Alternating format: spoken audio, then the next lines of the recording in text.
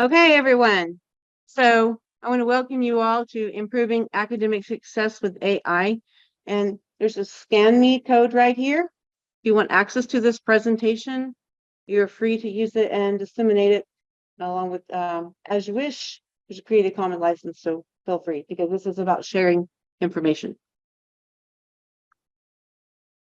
So we're going to start with a poll. So if you will all scan this code, please, and try to guess how many students do you think need accommodations? In the university or This would be like in a college course. 1/3. 1/3, you say.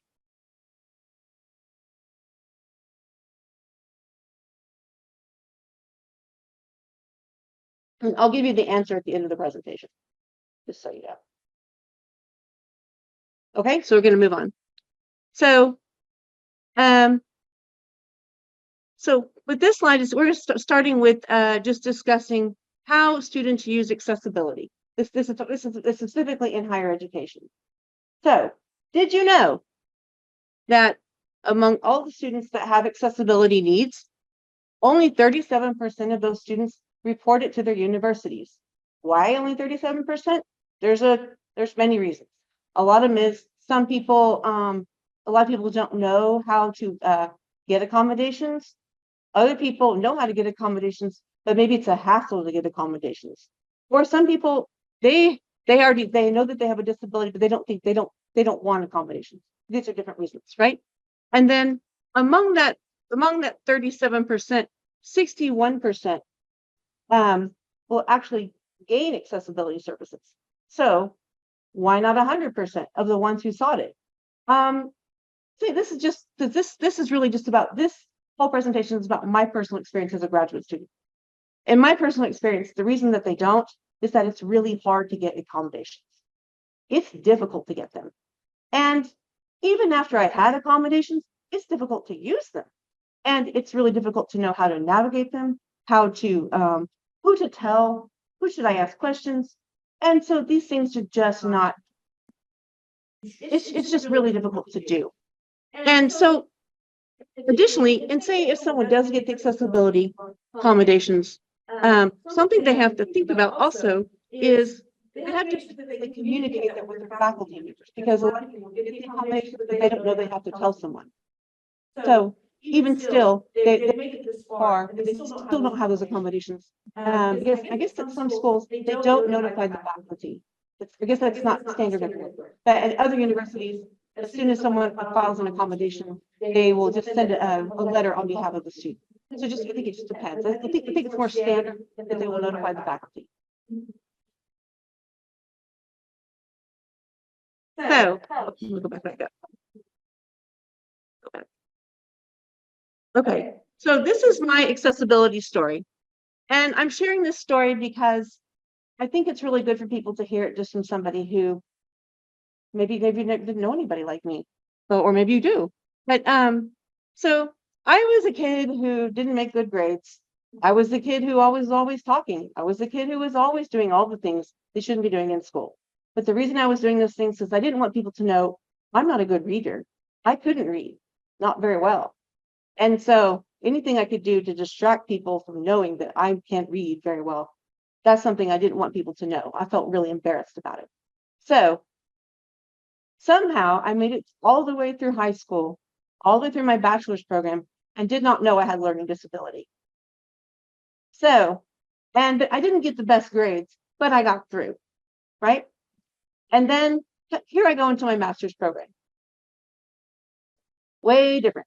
So then I learned that, okay, if I get a C, I can get C's, because I was like, C's get degrees. I can do this. It didn't work. So my very first semester, I failed my courses, both my courses, got put on academic probation. And they're like, we don't know if you can do this. If this is this really feasible for you? Like, what's going on? But I had a really, really kind professor who saw me, saw that I was really struggling, and said, hey, the professor cannot say, I think you have a disability. No, we don't do that, right? But we can say, there are these resources available. See if any of these resources might work for you, right? So so she told me about the Student Accessibility Services Department, which I didn't know I even existed. And I think that's common for some students. They just don't know about the resources.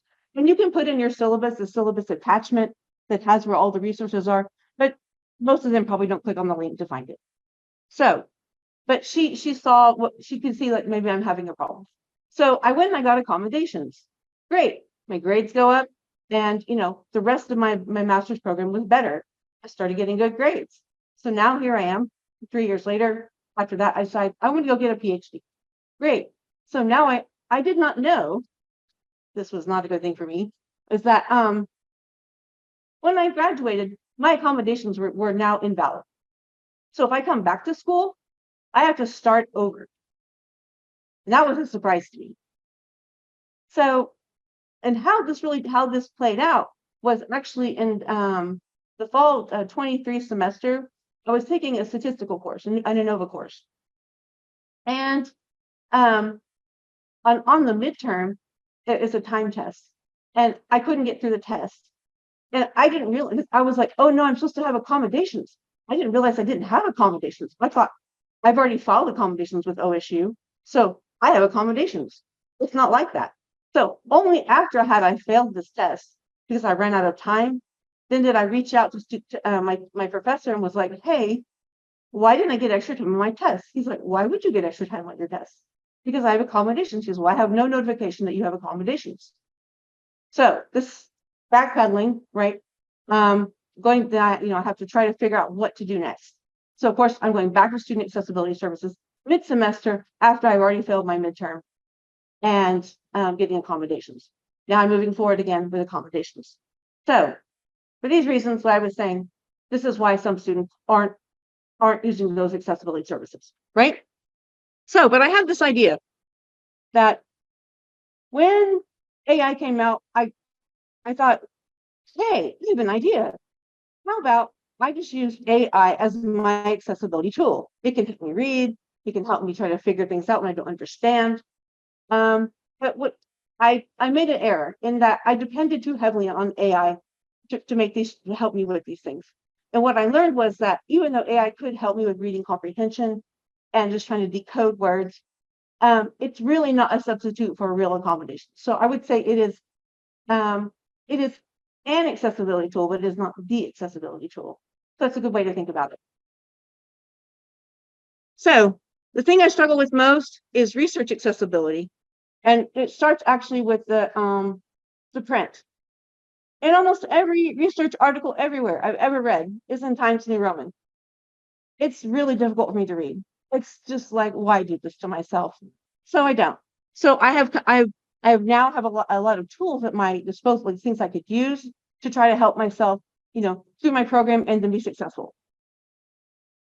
So notice here on my list, ChatGPT and Claude are not the first ones I go to, because there are other tools that are better suited for, graduate students or anybody just trying to learn. So the first one I'm going to show you is one called Petal. We'll go find Petal.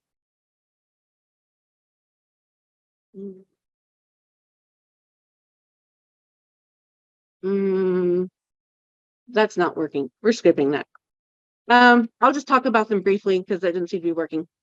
But so Petal is like imagine if you have a reference manager where you can upload all of your citations and then you can talk to your references. And then you say, like, for example, say I upload 100 papers, like 100 PDFs, right? And these are maybe papers I've all read. But then I'm trying to figure out like the new research idea, thing that I haven't thought of yet.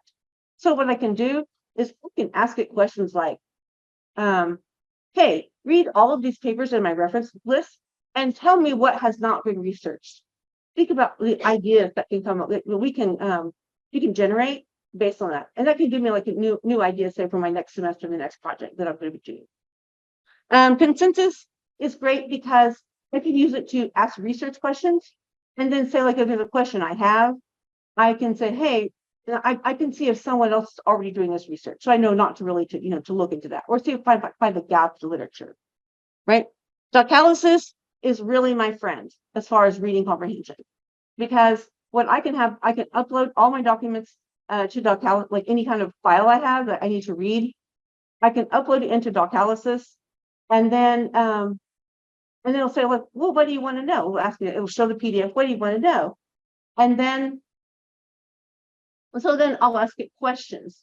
And a lot of times I do this one when I'm doing I'm preparing for a literature review. I will use it to help me quickly go through files that I'm not going to be able to, that are not relevant to my search, right? Does this answer this research question? Yes or no? No, I'm not reading any farther.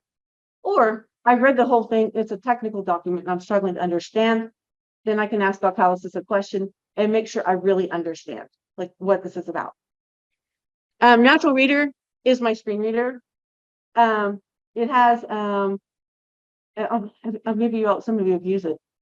It has an Ask AI function, which is really great for reading comprehension. So say, as someone is reading this, if they're kind of struggling, they can ask a question, they get a little more help.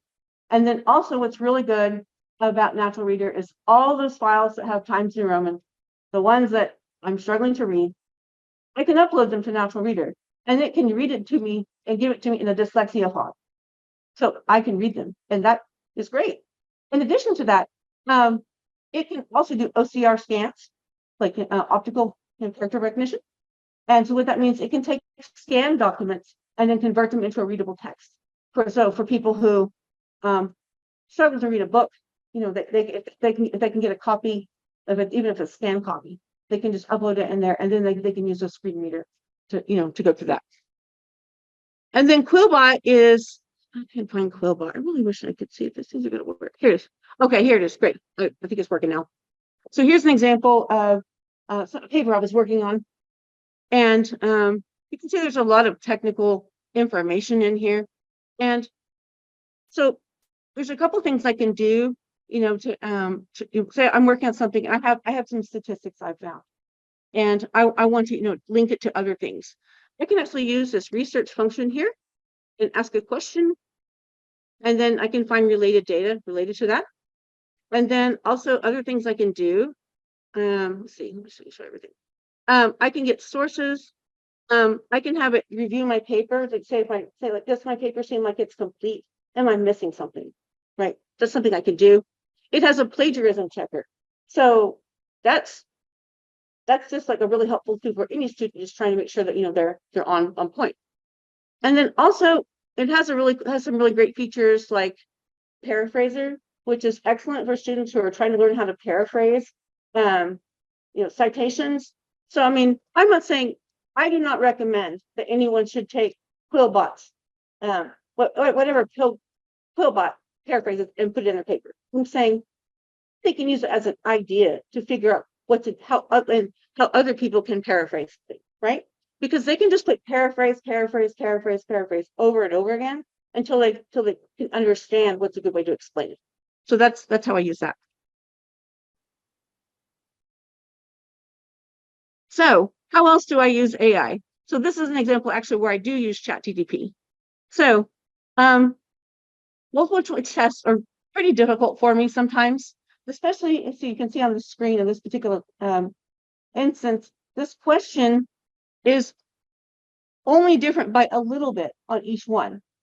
And so these questions, even if I know the answer, a lot of times I get them wrong because I'm just trying to figure out what's in the question. So what I did here is I figured out that I can use ChatGPT to highlight the differences in the questions so that I can choose the right one. So it's a different way of using the program. It's just, I'm not asking it to give me the answer. I'm asking it to help me see the answer. What are the differences? So I can decode this and then I can answer the question myself. And then in the last presentation, they were talking about videos that are way too long. So here's an example of one. This video was like this is a reel from a real course, 2 hours and 36 minutes long. If I don't have captions, it can be difficult. If I do have captions, it's okay. But when it's 2 hours and 36 minutes long, at that point, I've lost my attention. It's hard for me to keep going. For me and probably a lot of other people. So I will go to ChatGPT and I will ask, hey, I'm trying to learn about this, and the way I'm learning isn't working for me. So would you please give me some recommendations on how I can learn this for myself so I can be prepared for my course? We're about to run out of time. So I mentioned earlier about paraphrasing. This is an example of how I paraphrase. Like this is just I just like did a silly I just made something to paraphrase, and you can see where it changed the words to paraphrase. And then I'm probably not alone in this, but I do worry because of reading comprehension that maybe I am not citing a source correctly. What if I got it wrong? So I think so what I think is really great, this is actually straight from Docalisis, is that in this example here, I was asking a question about a particular article, and I want to make sure that I have the correct understanding of this material. And so I asked it the question, and then it's saying like, would the author agree with this statement? And then it reads, no, the author would not agree, and then it explains why the how I cited it was not correct. Well, it was almost correct. I was very close, but it was not exactly what the author would say. So it has helped me make sure that my citations are all on point. So these are some ways that I use AI to help myself with reading comprehension. And so I'm almost out of time, but if anybody has any questions, I'm glad to answer them now or afterwards.